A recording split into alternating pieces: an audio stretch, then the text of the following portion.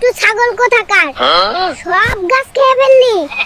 দাঁড়া, তোরে আজকে অ্যারেস্ট কর। আগাছা যেন ব্যাংকের ফিক্সড ডিপোজিট, যতবারই তুলি পরের দিন তার থেকে বেশি সুদ, মানে নতুন আগাছা নিয়ে ফেরত আসে। কোন শালায় আমার ক্ষেতের পানি ছাড়লো রে? তোরা ভুলেও আমার সামনে পড়িস না, খবর আছে। এটা হলো জাদুর বাক্স, এতে টিপ দিলে নাকি সার বীজ ঘরে আইসা পড়ে। দেখি তো পারি নাকি। এই লেদা পোকা কৃষি সন্ত্রাসীদের বিরুদ্ধে আমি যুদ্ধ ঘোষণা করলাম। এদের একটাও রাখমু না, সবগুলারে নির্বংশ করে ছাড়মু। হেই গরু, তাড়াতাড়ি আয়। আরে এই বল দে, দেহি অ্যাটিটিউড দেখাই। কানের নিচে দুইটা দিমু নাকি? খেয়ে নাও, মাঠে গিয়ে শক্তি পাবে কিভাবে? রোজ রোজ মুড়ি ভাল লাগে না।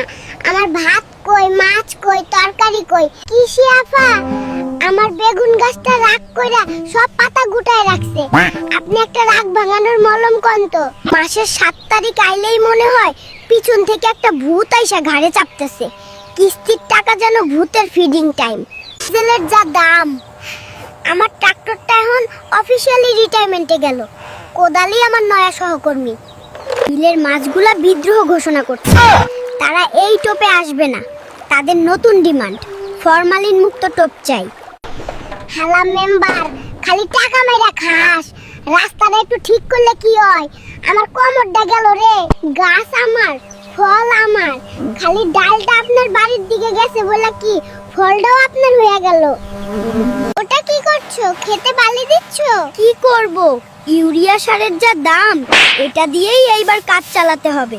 কেউ একজন বলছিল যদি আমাকে ধান কাটার জন্য 6 ঘন্টা সময় দিত, তবে আমি প্রথম 4 ঘন্টা কাস্তে ধার করতাম।